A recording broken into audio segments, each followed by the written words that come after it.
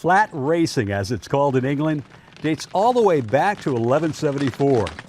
The first thoroughbred horse in the American colonies was Bulle. It was brought into this country in 1730. And on these hills overlooking the northern waters of the Chesapeake Bay, noted golf course architect Pete Dye created one thoroughbred of a golf course, paying honor to that great stallion, Bulle.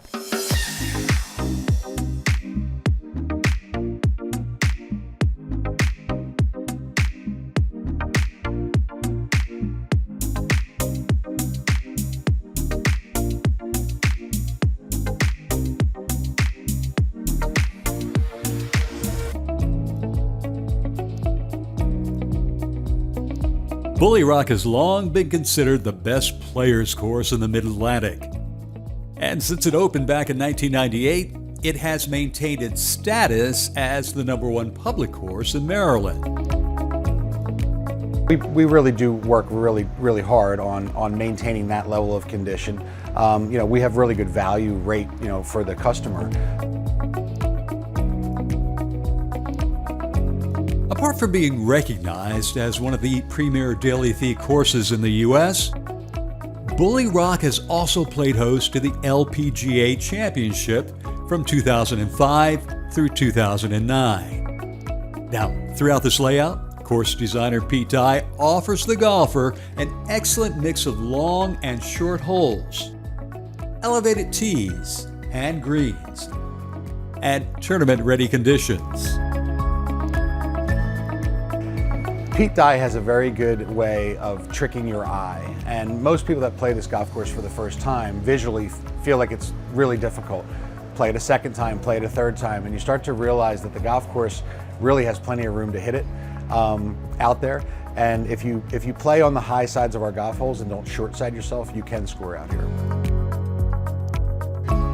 Bulle Rock plays to a par 72. For the very good ball striker, the back black tees play to an impressive 73-75 and offer a course rating of 75.6 and a slope of 147. Now, if you move it up to the blue tees, you'll still find plenty of challenge in this layout at just over 6,400 yards. And for the ladies, the red tees play to 5,320 yards.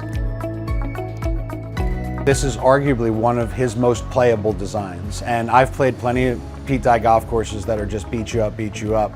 But this one in particular is one that, you see his design features, but it's not kill you on the golf course nasty. It's just a joy to play from the first tee to the 18th green. And here's the thing about this layout. If you play the right tees, you can have a good time here. But if you're back where you don't belong, it can get pretty tough. At hole number 1, Pete Dye eases you into your round with a par 4 that plays to 358 yards. Then, as you tee it up on hole number 2, you'll be taking on the second longest par 5 on the layout. Although it does play downhill on your first and second shot, number 2 is all of a 3-shot par 5 featuring an elevated and well-protected green complex. We have large green complexes, but if you get the ball on the short side of the golf hole, Pete Dye makes it very difficult. He makes you pay. It's very difficult in some spots to get it up and down. Virtually no chance. Number 5 is the #1 handicapped hole on the layout, and for a good reason. From the back tee, this par 4 stretches out to 483 yards, and it plays uphill, normally into the wind, so you can see why this can be a bear of a hole to play. The back nine here at Bulle Rock is just as strong as the front, including the very long and tough par 5 11th. Our par 5s are eclectic because they're 4 different par 5s, and they're scoreable par 5s, but like most, you can't fall asleep on any golf shots. So every golf hole out here, if you get it out of position, the best thing to do out here is get it back in position and move on and play for your bogey. At 665 yards from the back tee, number 11 is the longest hole on the golf course. Now the saving grace here, it does play downhill from tee to green. Still, number 11 will require 3 very good shots to get aboard the dance floor in regulation. Another fantastic hole on the backside is the par 4 14. This hole dog legs from left to right with your target line a group of trees on the back side of the fairway. Now, you may want to shorten up the hole by taking your drive down the right-hand side, but Pete Dye places a series of bunkers up that right-hand side that you will have to carry. Now, once you do reach the fairway off the tee here at number 14, you'll be looking down at a putting surface that offers up more than enough protection. Number 16 is another nice par 4 that bends ever so slightly from left to right. Now, off the tee, you want to favor the left-hand side of the fairway, setting you up for an approach that will favor a left to right shot coming in. Bulle Rock, an incredible layout. 18 holes of golf set against a backdrop that only Mother Nature could provide. And course designer Pete Dye could build. One of Pete's quotes here was, that he did not undo God's work. And I think that kind of marries to the property. He did not have to move and a lot of dirt to get what we had. It was some rolling hills out here, and he just used the terrain beautifully. Bulle Rock is just a really, really fantastic place to play. We have, we're open to the public 7 days a week. We do have some membership options.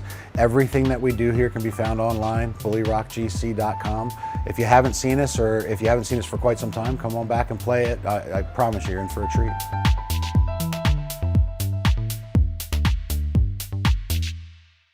Hi, I'm Mindy Boysen with Fit for Golf, Fit for Life, and we're here in Naples, Florida at Tiburon Golf Club. This is part 5 of our 5-part series, Thoracic Rotation. All golfers want to be more mobile in the rib cage area so that they can rotate, hit that ball a mile, and then prevent some injury and play without pain. So these are our last 2 exercises, number 5, part A and part B. We're going to be doing open books, which really helps to rotate the rib cage, and arm sweep. So I'm going to have you get down on the ground. I want you to lie on your side in a 90-degree position here. I'm going to have my shin flush with the side of the mat here. So I want your knees as high as your hips. I'm going to stack my hands, and you can just lay your head down or keep it up and work on it. And I'm going to have you lengthen your top arm forward and then lengthen your top arm back. Everything else staying still. Lengthen the top arm forward, lengthen it back. Now what you're doing right here is a scapular slide. You're sliding your shoulder blades to see if your shoulder blades can move in your back. If you can go at least a hand length away, then you have adequate scapular mobility.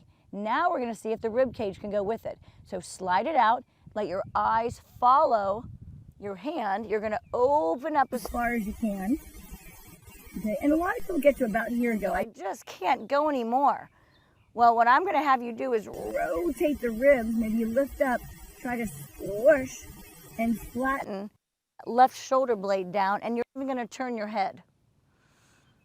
Now, once you're here, I want you to try to relax, give in to gravity a little bit more.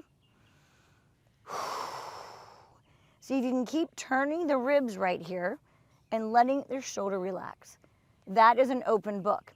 Now, because we don't play golf with our knees together, I'm going to let you bring your knees as high as your hip.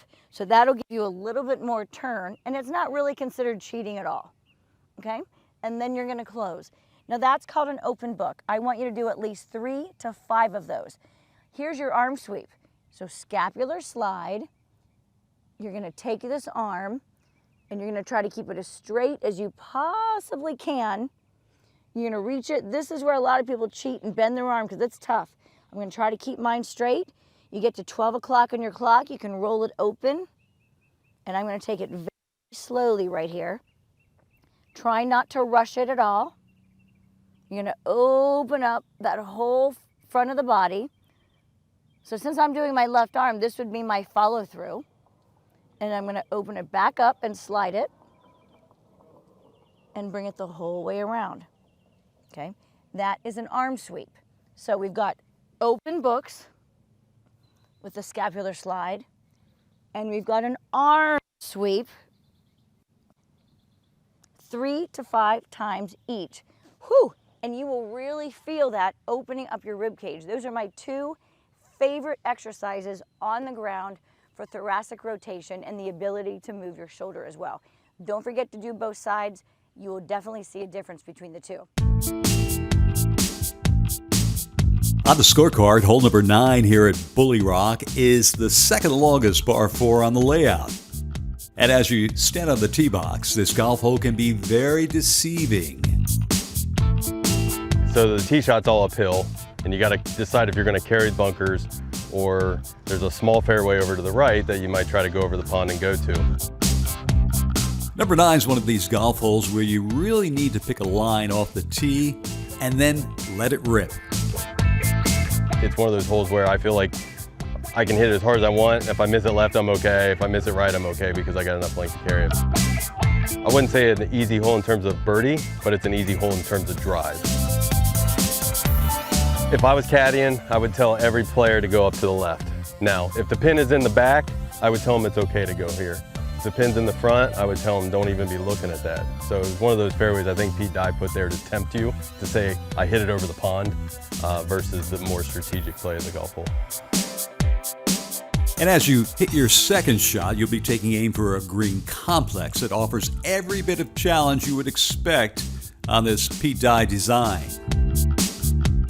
The green kind of runs like a reverse NASCAR track. It kind of runs left to right, down to the right. There's a ledge in the front. Depending on where the flag is, you just got to get over it. And there's a tiny little ledge in the very back right. But outside of that, it's just one of those holes where play to a number, take your par, go to 10.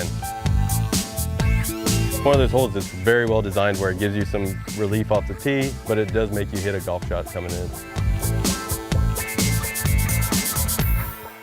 Located at the mouth of the Susquehanna River and the headwaters of the Chesapeake Bay is the small town of Havre de Grace. It derives its name from an important port in France. Its American counterpart certainly has an historical past, starting with the Native Americans who originally occupied these lands, on through its involvement in the War of 1812, its maritime past, and important contributions to the fruit canning industry of all things. Havre de Grace is listed on the National Register of Historical Places and is certainly worthy of your next travel adventure. Located at the mouth of the Susquehanna River and the head of the Chesapeake Bay is Havre de Grace, Maryland. The history of Havre de Grace began with the voyage of Captain John Smith up the Susquehanna back in 1608.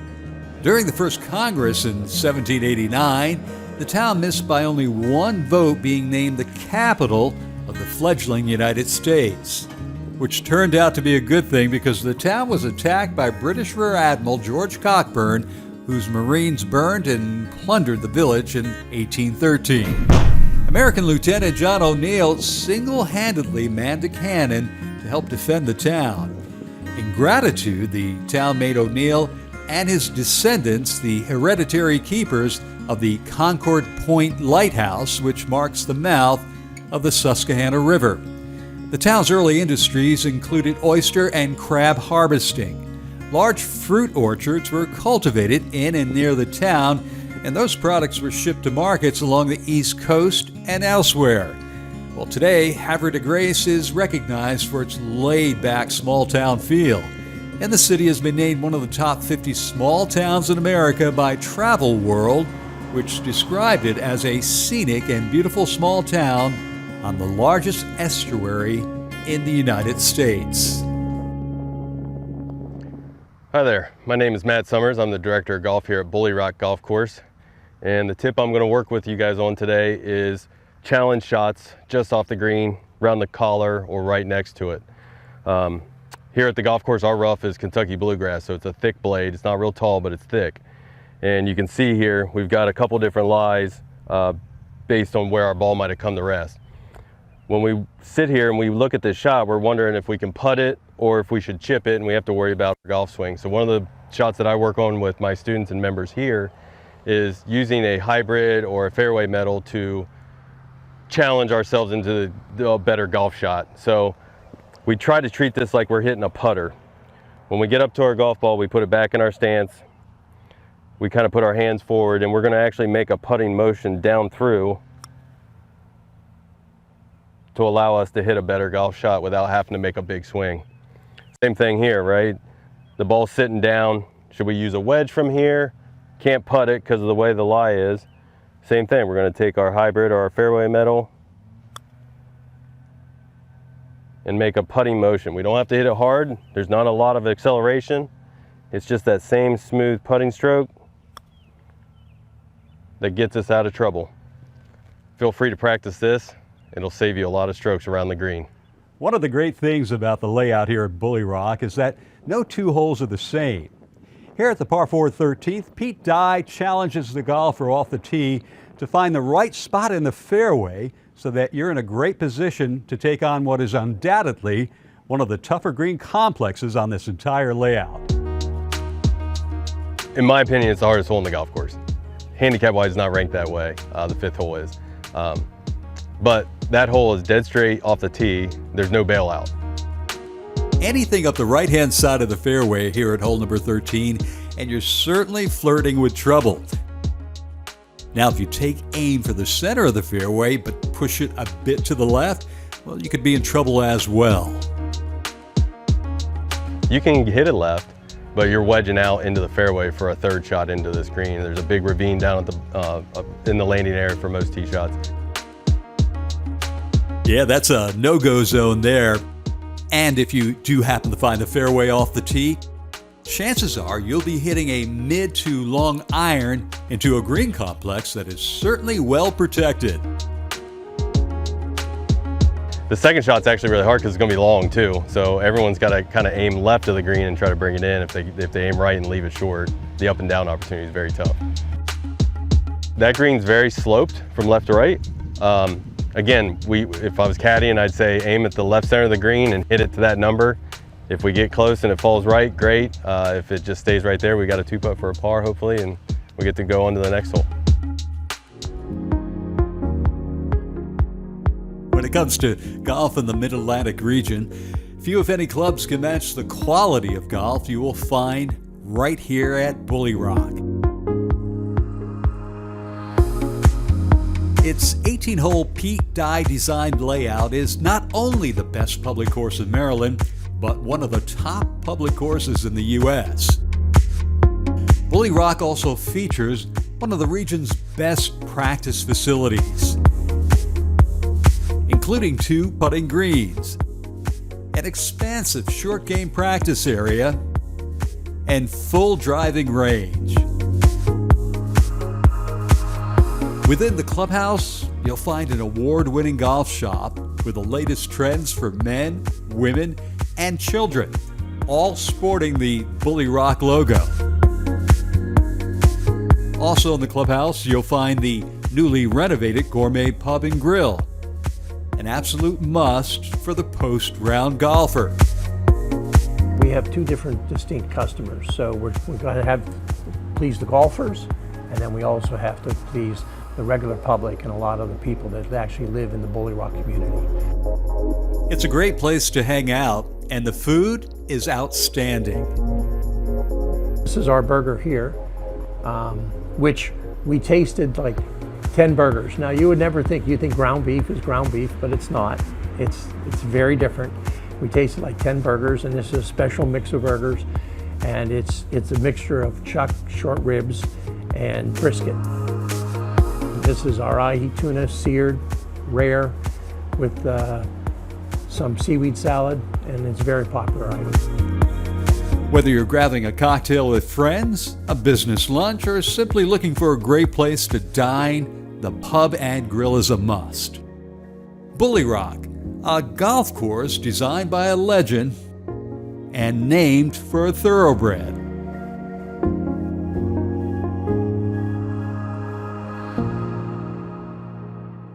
Our final look at the Pete Dye design here at Bulle Rock brings us out to the home hole.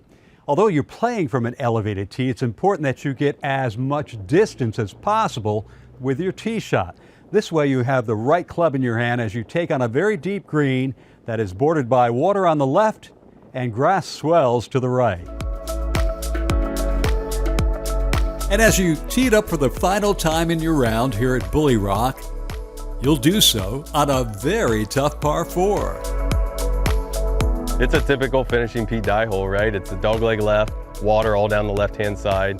The fairway looks very small from the tee, but it's actually pretty gracious in terms of the width.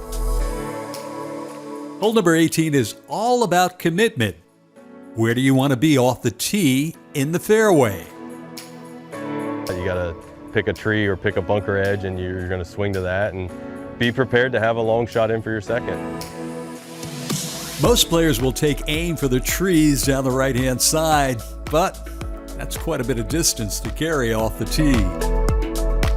Again, it's a lot further to get to those trees than it looks. So people kind of see the trees and freak out, but you also have to freak out about the water. And as you take aim for the green here at number 18, you really need to play to a number because of the sheer size of the putting surface. At least. And again, as it's going to the back of the green, it's actually sloping up. So anything that lands in the middle really isn't going to bounce forward. It's just going to hit and sit. So it's another 18th hole if you're coming down to the end with a lead and you got to play to a number. Pick a number and commit to it, and don't bring anything else into play. And that's going to do it for this week's show. We do want to give special thanks to all the good folks here at Bulle Rock in Havre de Grace, Maryland. A Pete Dye design that is a must-play for all golfing enthusiasts. I'm Alan Hunter. For all of us here at Golf America, hit 'em long and straight, and we'll see you next time.